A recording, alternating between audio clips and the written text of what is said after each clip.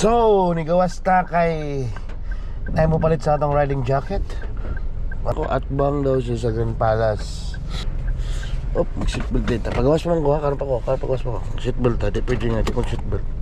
Tama ka ni? Kanay. Oh, ikaw na! Katsa, dara ka kay ulan! Kaya panion kay ulan, kita magbasa-basa.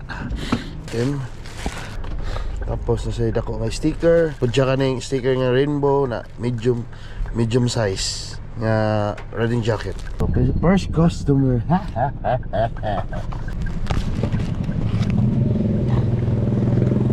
Ulan gid siya. Ang motor na po ka? Di ka kalakaw ron? Ha? Pala gugunito na basa na noon.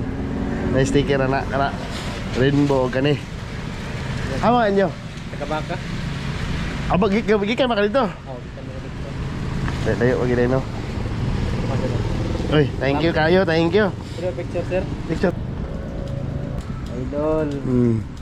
Salamat kayo, ha? Amping sa hyperminting ka nunay. Sige, dala ko, kaya maghatap ang labunon. Sige, thank you.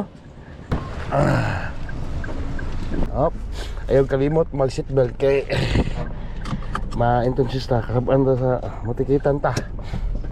Mahalinan kita guys. Dili gid siya. Gamay ra gid guys ya.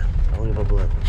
So gamay ra makaang panana mga riding jacket man na remembrance mag rides mo makaunahuna mo diha og kinang oy mag-helmet ta kay naka-riding jacket ra bakal tums TV ka na tapos nagpabadlong ka. Oh yeah.